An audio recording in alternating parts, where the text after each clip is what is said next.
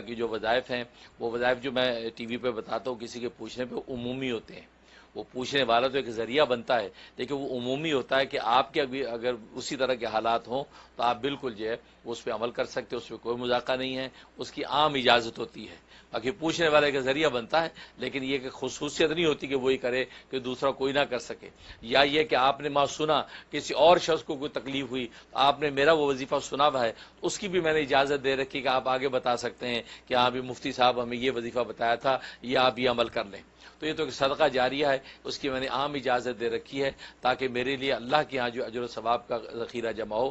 باقی جو ہے وہ 2 وقت کی روٹی اللہ نے انتظام کر رہا. قرآن کریم کی تلاوت جو ہے ناغے کے دنوں میں منع ہوتی ہے, لیکن باقی جو ہے ذکر و اذکار, اللہ کے اسماء کا ذکر, دروشی وغیرہ وہ ناغے کے دنوں میں بالکل پڑھ سکتی ہیں. تو کوئی بھی اسم اعظم یا حیو یا قیوم یا اللہ یا رحمان یا رحیم, اس طرح یا ذل جلالہ والاکرام وغیرہ, تو اللہ کے کوئی بھی نام اسم اعظم کے وہ ناغے کے دنوں میں خواتین پڑھ سکتی ہیں, اس میں کوئی مذاکرہ نہیں ہے. آج ہم کیا کر رہے ہیں؟ الحمدللہ وحدہ والصلاۃ والسلام علی من لا نبی بعدہ, اما بعد.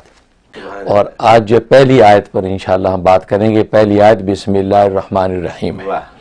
تو یہ ہم نے سوچا یعنی بسم اللہ الرحمن الرحیم کا تو مطلب یہ ہوا کہ ہماری جو زندگی ہے, اٹھنا بیٹھنا چلنا پھرنا کھانا پینا ہر چیز جو ہم کرتے ہیں وہ ہم بسم اللہ سے ہی شروع کرتے ہیں. نماز پڑھتے ہیں بسم اللہ الرحمن الرحیم, قرآن پڑھتے ہیں بسم اللہ سے, تو ہر کام میں گاڑی میں بیٹھ کے جاتے ہیں بسم اللہ الرحمن الرحیم. تو ہم اس بسم اللہ کی بات کریں گے جو ہماری زندگیوں میں بالکل ایسے پیوست ہے کہ جس کے بغیر ہم کچھ سوچ نہیں سکتے. بالکل. تو آج ہم بسم اللہ کے اوپر, بہت زبردست آئیڈیا, بہت خوبصورت بات آپ کر رہے ہیں, ماشاء اللہ. کیونکہ ظاہر ہے کہ اس کے فضائل و فوائد بے شمار ہے, لیکن ہم چیدہ ذکر کریں گے تاکہ ایک نمونہ عمل لوگوں کے سامنے آ جائے.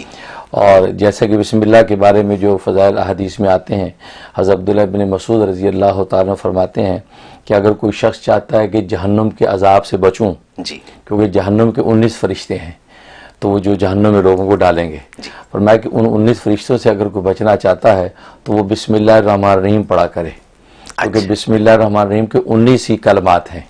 ہر ایک کلمہ ایک فرشتوں کو تھام لے گا اور آپ کو جنت میں داخل کر دے گا. اللہ میاں نے بہت آسان طریقے بنائے ہوئے جنت میں جانے کے, ابھی ہم پہ ہے کچھ کریں. اور حضرت آدم علیہ السلام پر جب بسم اللہ اتری تھی تو جابر بن عبداللہ رضی اللہ عنہ کی روایت ہے کہ جب بسم اللہ آپ پر نازل ہوئی تو آسمان کے جو بادل تھے وہ مشرق کی طرف دوڑ گئے, دریاؤں کی روانی تھم گئی اور پرندے حیوانات وہ سب ساکت ہو کر بیٹھ گئے اور آسمانوں سے شیاطین کو بھگا دیا گیا. اور اللہ تبارک و تعالی نے ارشاد فرمایا کہ قسم ہے مجھے اپنی عزت اور جلال کی کہ جو شخص کسی بیمار پر میرے نام کو پڑھ لے گا میں اس کو شفا دے دوں گا, سبحان اللہ, اور جو کسی چیز پر میرے اس نام کو پڑھ لے گا میں اس میں برکت ڈال دوں گا. تو کہ یہ اللہ نے عہد کر لیا, وعدہ کر لیا کہ بسم اللہ اگر کسی نے پڑھ لی تو برکت ڈالنا, اور مریض پر اگر پڑھ لی تو مریض کو شفا دینا, گویا کہ اللہ نے اپنی ذمہ داری میں داخل کر لیا. تو یہ وہ مبارک کلمہ ہے. تو یہ آپ نے یہ فرمایا کہ یہ حضرت آدم علیہ السلام پر نازل کی. جی بالکل. اچھا. ہاں, البتہ ہماری امت میں فرق یہ ہوا کہ پہلے آدم علیہ السلام پہ نازل ہوا بسم اللہ, بس اتنا ہی نازل ہوا. اچھا. ہمارے نبی پاک صلی اللہ علیہ وسلم کو یہ کلمہ دیا گیا بسم اللہ الرحمن الرحیم. اللہ نے اپنے نام کے ساتھ جو 2 اور رحمتیں شامل کر دی, جو رحمتیں پہلے کلمات میں نہیں تھیں, تو یہ رحمان اور رحیم کی 2 رحمتیں شامل کر کے اس کلمے کے اندر اور امتیاز اور خصوصیت پیدا کر دی جو اس امت محمدیہ کو ملا. اس لیے ایک روایت میں آتا ہے کہ یہ بسم اللہ الرحمن الرحیم یہ پورا کلمہ یہ صرف امت محمدیہ کی خصوصیت ہے, پہلی امتوں کو اس شکل میں نہیں ملا. ان کو صرف بسم اللہ کے نام سے شروع کرتا, بسم اللہ بس ملا. تو لیکن ہمیں پورے رحمان رحیم کے رحمت کے ساتھ ملا ہے. اچھا جی. ہاں, یہ کلمہ تو یہ اس میں ایڈیشن ہوئی اور یہ کلمہ ہمیں ملا. اور ظاہر ہے کہ ایڈیشن جو ہے اللہ کی برکت کے ساتھ ساتھ اللہ کی رحمت کی ہوئی, رحمان اور رحیم. جی. تو اس کے جہاں تک فضائل و فوائد کا تعلق ہے, سوال تھا کہ اس کے فائدے کیا ہیں. تو ان میں سے یہ کہ علماء اور مشائخ نے اس کے فائدے میں سے ایک فائدہ یہ لکھا ہے کہ اگر کسی کو کوئی دنیاوی کام اٹک گیا ہو, سارے اسباب مہیا ہو گئے لیکن کام ہوتا نہیں ہے, بات آگے نہیں بڑھتی, اور ایسا ہوتا ہے زندگی میں, تو فرمایا کہ اگر کوئی مغرب کے بعد 786 مرتبہ بسم اللہ الرحمن الرحیم کا ورد کر لے اول آخر 11 مرتبہ درود شریف کے ساتھ, اور 1 ہفتہ یہ عمل کرے, شب جمعہ میں شروع کرے اور شب جمعہ میں ختم کرے، 7 دن کے اندر اللہ تبارک و تعالیٰ اس کام کی بندش دور کر دیں گے اور آپ کا کام سہولت سے ہو جائے گا۔ ایک یہ فائدہ لکھا ہے، اور دوسرا ایک فائدہ یہ لکھا ہے کہ اگر جو ہے کسی گھر کے اندر اسباب راحت تو ہیں لیکن راحت اور سکون نہیں ہے، بس اوقات ہوتا ہے کہ گھر میں سب چیزیں ہیں، کھانا پینا رہنا دولت مال سب ہے، لیکن سکون گھر میں نہیں ہے، آپس میں ایک عجیب بے چینی گھر میں رہتی ہے، تو پھر اس سکون اور اطمینان کے حاصل کرنے کے لیے اگر کوئی فجر کے بعد 786 مرتبہ بسم اللہ الرحمن الرحیم پڑھ کے پانی پہ دم کر کے گھر میں چھڑکے اور گھر میں چل پھر کے ادھر ادھر پھونک دے پورے گھر میں، اور 41 ڈیز یہ عمل کر لے، تو اللہ تبارک و تعالیٰ اسباب راحت کے ساتھ ساتھ راحت بھی عطا فرما دیتے ہیں اور گھر میں اطمینان سکون کی فضا پیدا ہو جاتی ہے۔ سبحان اللہ، واہ۔ اور ایک یہ فائدہ لکھا ہے کہ اگر کوئی بہت بڑی مصیبت اور آفت آ گئی ہے اور بہت اہم کام ہے جو ہو نہیں رہا، تو اس کے لیے لکھا کہ شب جمعہ میں 12,000 مرتبہ بسم اللہ الرحمن الرحیم اس طرح پڑھے کہ ہر 1000 کے بعد 2 رکعت نماز حاجت پڑھے۔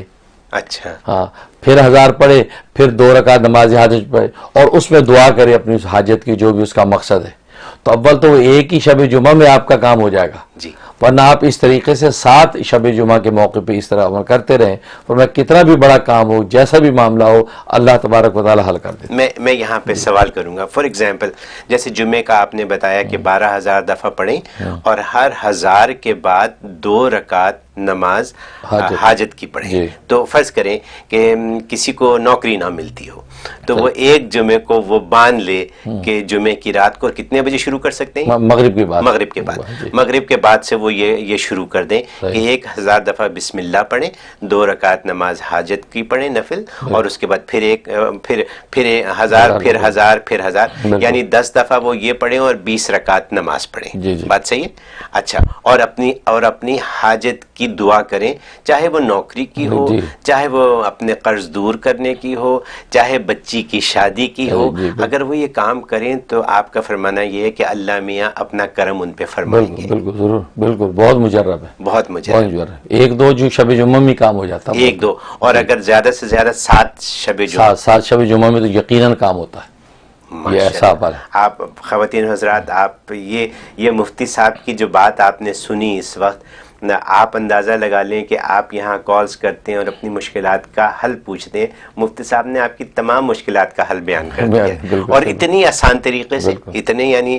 اچھا، اس سے پہلے آپ نے یہ فرمایا کہ ایک چیز اور آپ نے فرمائی کہ 41 دن کی نیت سے پڑھیں بسم اللہ، وہ فجر کی نماز، اور پھر اس سے پہلے آپ نے یہ فرمایا کہ مغرب ہی کی نماز کے بعد 786 مرتبہ، یعنی وہ بھی بسم اللہ ہوا 786، اسی لیے 786 کا مطلب بسم اللہ سمجھ۔ بالکل، اور اسی طریقے سے ایک یہ ہے کہ بعض دفعہ بچوں کے رشتے میں بندش پڑ جاتی، نصیب کھلتا نہیں ہے اور سارے اسباب موجود ہیں، اس میں جمال بھی ہے، صورت دولت بھی ہے، لیکن یہ ہے وہ رشتہ نہیں ٹھہرتا، اس کے لیے فجر کے بعد 1500 مرتبہ یعنی 1500 یہ بسم اللہ الرحمن الرحیم پڑھنا ہے، اول آخر 11 مرتبہ درود شریف یہ پڑھ کے اس کے نصیب کھلنے کی دعا کریں، اور یہ 71 ڈیز کی نیت سے شروع کریں، بہت زبردست ہے، بہت اچھا رشتہ مل جائے گا۔ تو یہ ماں باپ بھی کر سکتے ہیں، اور اگر بچی خود چاہے تو وہ بھی کر سکتے ہیں۔ جی بالکل، بلکہ سبھی کریں، بہت اچھا ہے، والدہ بھی کر لے، بچی خود بھی کر لے تو اور اچھا ہے، زیادہ جلدی افیکٹو ہوگا۔ ہماری کالز ہیں، لیکن میں چاہوں گا کہ اگر اور بھی آپ بیان کرنا چاہیں تو بالکل، یہ ہو گیا۔ اور ایک اور اس کا نفع یہ ہے کہ میاں بیوی کے آپس میں ظاہر بسا کو چپکلش رہتی ہے، اور میاں بے رخی کرتا ہے یا بیوی خدمت نہیں کرتی، ایسے مسائل گھروں میں ہوتے ہیں، اس کے لیے بہت مجرب ہے کہ 61 ٹائم 61 دفعہ بسم اللہ الرحمن الرحیم اول آخر 11 مرتبہ درود شریف پڑھ کے کسی میٹھی چیز پہ دم کر کے دیں، یا پانی پہ یا کھانے پہ پھونک دیا کریں۔ اگر میاں بے رخی کرتا ہے تو جناب وہ اس کو کھلائیں تو جناب وہ بیوی سے محبت کرنے لگے گا۔ بیوی اگر جو ہے وہ نک چڑھی ہے تو میاں دم کر کے اس کو کھلا دے تو وہ اس کی خدمت محبت کرنے صرف 61 ٹائم، اور دونوں باہمی محبت چاہتے ہیں تو اپنے کھانے پینے مشترکہ جو کھانا ہے اس کو پر دم کر دیا کریں۔ بلکہ میں تو کہتا ہوں گھر میں جب کھانا پکا کرے تو 61 ٹائم والدین کو چاہیے وہ کھانے پینے پہ پھونک دیا کریں، تاکہ پورے گھر کے اندر آپس میں محبت الفت رہے گی، اور یہ بہت مجرب عمل ہے، اس سے پیار محبت بھی رہے گی اور آپس میں ایک دوسرے کی عقیدت اور پیار بھی رہے گا۔ یہ وہ چیزیں فضائل ہیں، بے شمار ہیں، لیکن یہ چیزہ اس پہ عمل کریں تو بنیادی چیزیں حاصل ہو۔